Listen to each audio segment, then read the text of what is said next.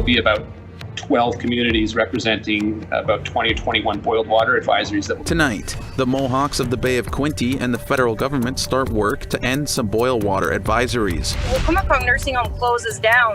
That would displace all those residents that are there. And country music star Crystal Shawanda starts a campaign to help a First Nations nursing home.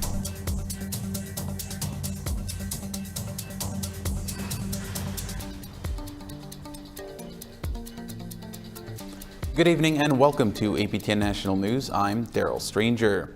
Today, Canada announced funding to end 5 boil water advisories for the Mohawks of the Bay of Quinte. With nearly 60 boil water advisories remaining, the Liberals will not fulfill their 2015 election promise. Minister Mark Miller spoke with APTN's Tom Fenario about what progress he expects to see in 2021. It's something most Canadians take for granted.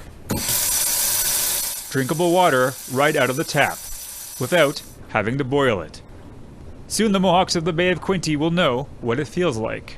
The announcement that we made public today was the result of was a lot of the work with the community and ensuring that they had the funds necessary. In this case, $18.2 million will be spent to end 5 long-term drinking water advisories in the territory, which includes the over 2,000 people in Tyendinaga. Work is set to begin next week, which begs the question, when can other First Nations expect to have clean water to drink? Miller's optimistic that the dozens of boil water advisories still in place will soon be whittled down. The reasonable foresight that we see in terms of lifting by, let's say, spring of 2021 is that there'll be about 12 communities representing about 20 or 21 boiled water advisories that will still have some work to do in the long term. For the long-term advisories that will remain past the spring, Miller intends to provide transparency. I hope to be able to put something together so that Canadians can take a look at it and say, okay, well, this community has these needs. This is the status of their project. If the community is willing to share that, because not all communities want to be public, and we have to respect that, obviously.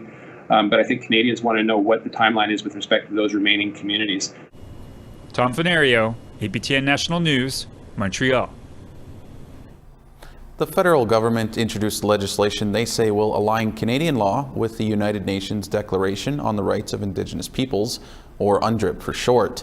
The UN passed its UNDRIP resolution in 2007, but Canada has been slow to follow through until now. There is widespread support for the proposed legislation from Indigenous political groups, but according to Russ Diabo, there are a number of reasons Indigenous people should be on guard. Russ, thanks for joining us. UNDRIP is said to recognize, among other things, language and self-determination rights of Indigenous people, but does it? Does it recognize the title Indigenous people have over their land? Well, yes, the most important article in the UN Declaration is the right of self-determination. That right is tied to other articles in the UN Declaration that relate to lands, territories, and resources, and to free, prior, and informed consent being required when there's resource development activities on Indigenous lands. So it does have articles recognizing self-determination and land rights.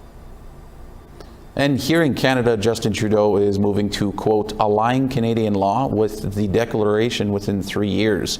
What's so bad about that? Well, he's not doing that. What he's doing is he's passing Bill C-15, a law called the United Nations Rights of Indigenous Peoples Act. It doesn't say, adopting the UN Declaration or approving the UN Declaration. So it's right in the title that all they're doing is passing a law which is going to basically develop an action plan, which they put off for 3 years. It's not really implementing the UN Declaration. Plus, they're trying to take the UN Declaration and put it in under Section 35 of Canada's Constitution. So in other words, rather than respecting international law, they're domesticating, a Canadian definition of the UN Declaration and trying to basically interpret it to the status quo policies and laws that they're implementing now. So there's not really a change if this law passes, and that's the problem, is the things we want to see change are being kept from us. So, Russ, what do you think should happen then? I think the bill should be withdrawn. They only had a 6-week engagement process, and I think they need to go back to the drawing board and talk to our people, because doing this during a pandemic isn't right. It's an unfair process, and these matters are just too important for the future of our peoples, to put into a short legislative process in Parliament. We need to really discuss these things and then talk about what's the proper framing, if there's going to be legislation, of what it should look like. And the Liberals and the NDP love this legislation, and the Conservatives hate it because they say it will let the original people veto natural resource exploitation. What are you hearing from the average Indigenous person about it? Well, they support the right of self-determination. They support free, pro-informed consent. They don't agree with the Conservatives. And the Conservatives, are focused on that, but really they're not talking about the concerns that Indigenous peoples have about Article 46, which talks about, state sovereignty and territorial integrity, that the UN Declaration can't be interpreted to affect those things. And that's what the grassroots are really worried about, is Canadian sovereignty trumping Indigenous sovereignty. All right, that's definitely a lot to think about, Russ. That's Russ Diabo joining us from Ontario. Thank you. We want to hear what you think about Bill C-50. Send your emails to news@aptn.ca. Leave a comment on aptnnews.ca. You can also find us on Facebook, Twitter, Instagram, YouTube, and now TikTok. Premier Brian Pallister wants Prime Minister Justin Trudeau to stop a holiday visitation plan on Peguis First Nation. He has written a letter to the Prime Minister urging him to step up and make what he calls a correction. CTV's Jeff Keel has more.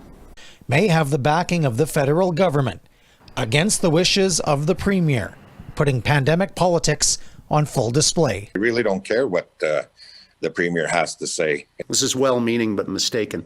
Provincial public health orders restrict gatherings to household members only until at least January the 8th. Peguis First Nation says unlike other communities in Manitoba, it has low COVID-19 case numbers because of its own rigid lockdown. So it's allowing extended family and students to visit over the holidays. We feel we're doing it safely, and we have every right as First Nations to do this. I know we're on federal land.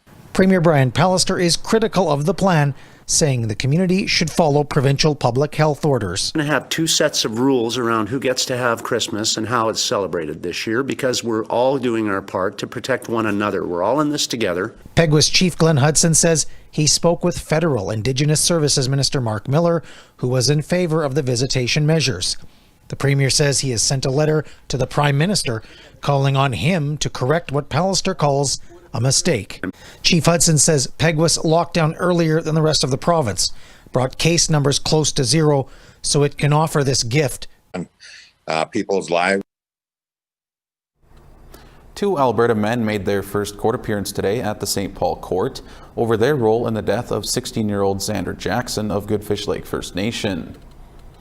30-year-old Sean Steinauer and 32-year-old Ryan Cardinal have both been charged with second-degree murder in the death of Jackson, whose body was found October 2nd. Jackson's family and supporters held a vigil outside the courthouse to remember Jackson and ask for justice. We have to take a short break, but still to come.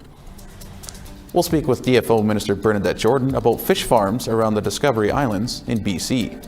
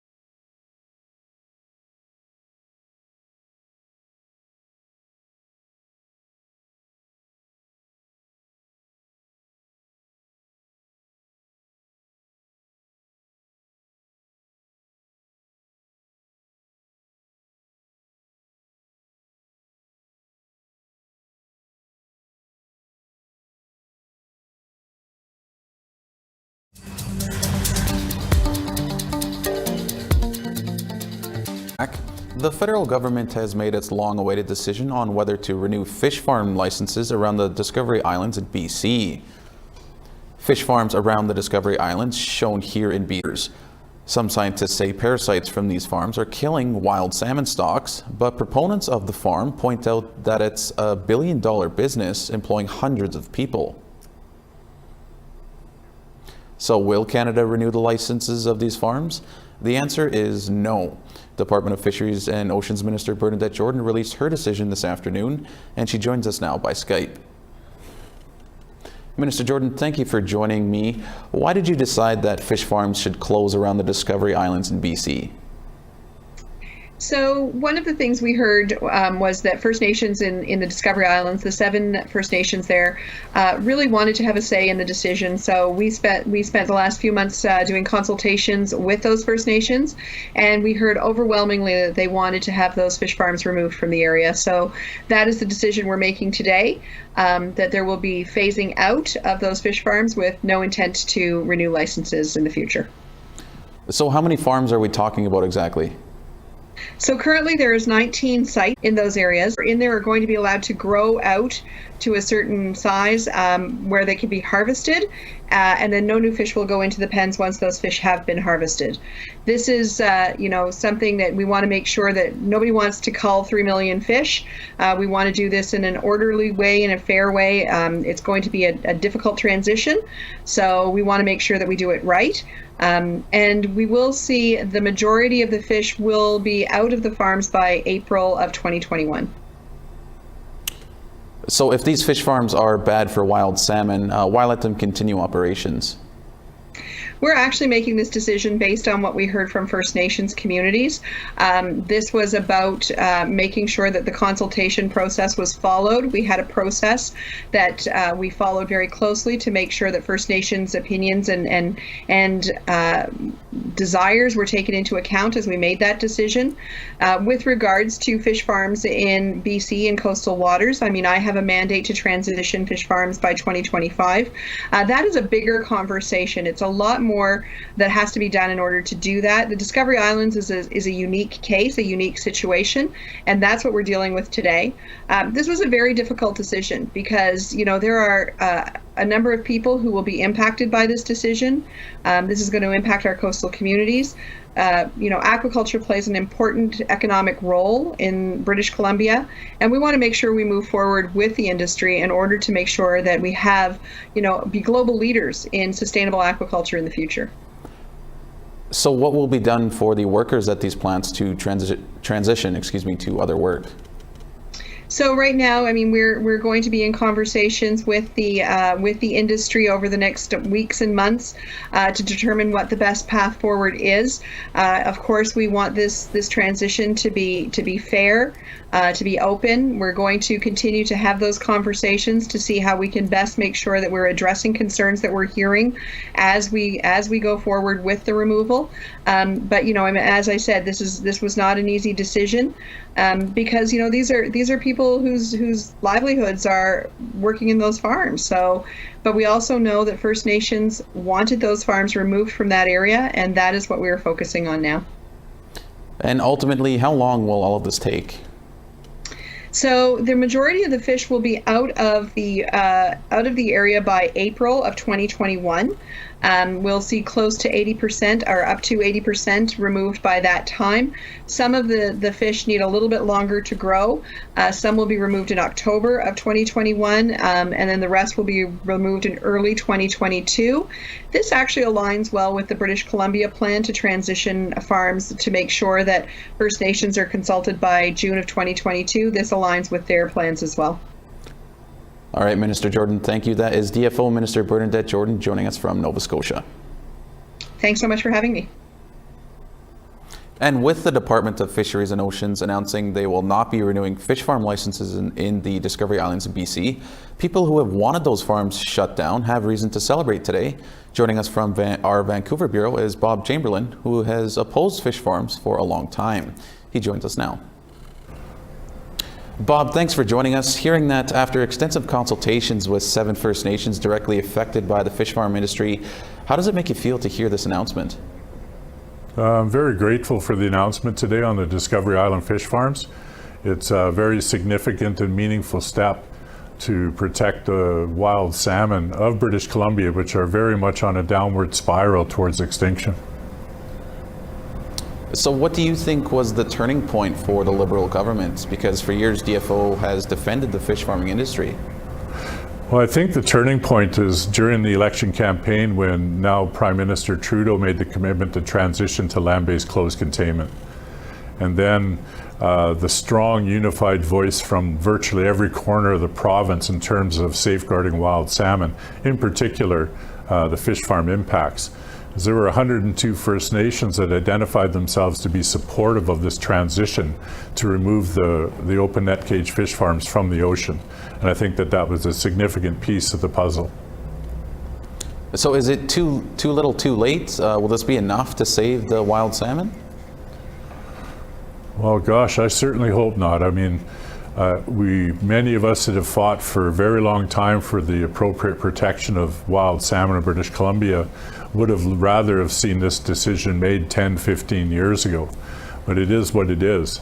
And so today what we have is we're going to have a very critical out-migration route for the wild salmon of the 7 First Nations who were consulted, but also the Fraser River.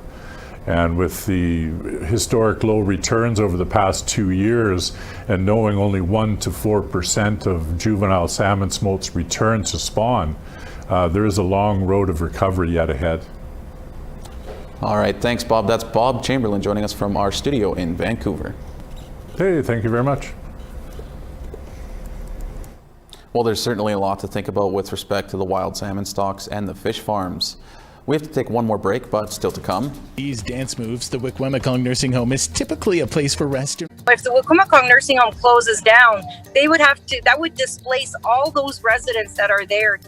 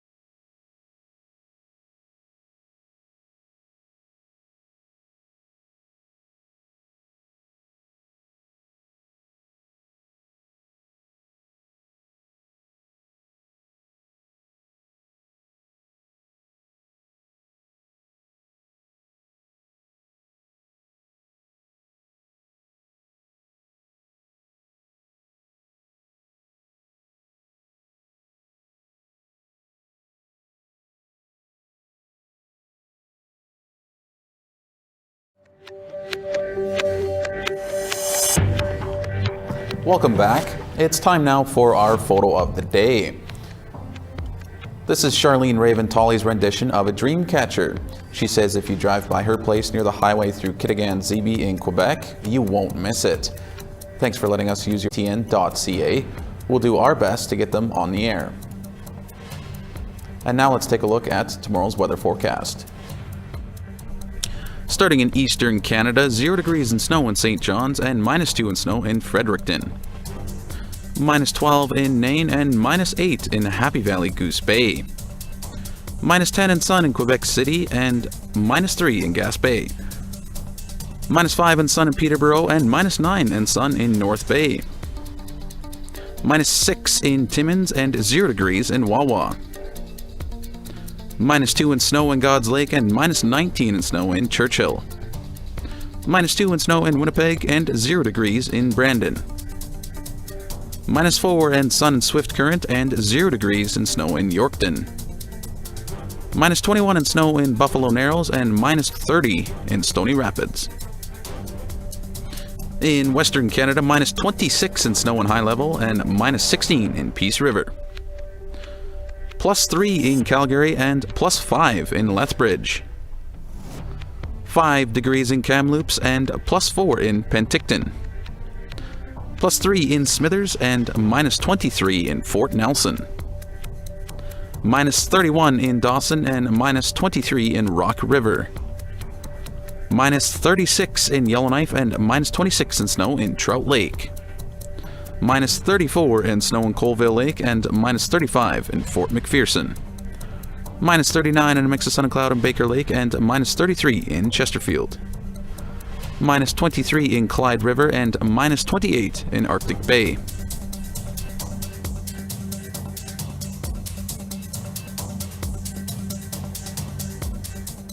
A country singer with northern roots is running a letter-writing campaign to try to save a beloved Manitoulin institution.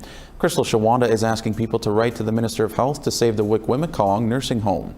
CTV's Ian Campbell has more.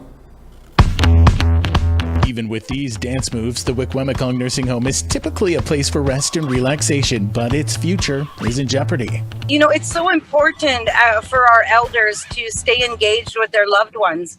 And it's, you know, and not everybody has cars. So if the Wikwemikong nursing home closes down, that would displace all those residents that are there. After learning the nursing home wasn't approved in the latest round of provincial funding, Shawanda took to Facebook asking everyone to write the Minister of Health a letter. The issue is on the radar of the local MPP. We're trying to getting a sense of what went wrong. If the application was a good one, a solid one, a sound one, then why weren't they granted with funding? The Ministry of Long-Term Care says it's received a large amount of applications staff are still going through. And while the home hasn't been approved, it hasn't been rejected yet either. In the meantime, those at the home say they're grateful for the support from the community. Like Crystal comes and sings there every year, so it doesn't surprise me that she started. She says, I just can't sit there, and not do anything. I got to do something. But let's make sure that, this home and other homes on Manitoulin Island are also prepared and have the funding that they need to meeting those standards. While it's unclear how long that application will take, Wikwemikong has been left in limbo. There are still some hoping for a Christmas miracle. They really are like family there. So it's so important that the nursing home, we need to keep our elders home on the island. According to Wikwemikong officials, a feasibility study was done and they'd have to build. Ian Campbell, CTV News, Sudbury. Now here's Todd Lamoran for a look ahead to tonight's episode of Nation to Nation. We take a closer look at the United Nations Declaration of the Rights of Indigenous Peoples. More specifically, the Liberal government's Bill C-15. If passed, proposes to make sure the laws of Canada are in line with UNDRIP's principles. Conservative critic Cathy McLeod says the bill lacks clarity and points to the recent lack of consensus over C-15 at the recent AFN Chiefs Assembly. They did not give a motion to support this bill. So if, the government is true to its words about free, prior, and informed consent, if they can't get the support of the chiefs at the AFN, then, I'm not sure that they're ready to move this bill forward. Justice Minister David Lametti says there's still time to address the Chiefs' concerns. We're going to continue to consult where we can with not just national Indigenous groups, but regional Indigenous leadership groups, as well as nations, in order to really hear the concerns. There'll be more of those 2 interviews coming up on Nation to Nation in just a few minutes. See you then. Well, that does it for this edition of APTN National News. But with Christmas just around the corner, we leave you with some visuals of Candy Cane Lane in Edmonton. Stay tuned for Nation to Nation with Todd Lamarand. I'm Daryl Stranger. Have a great night.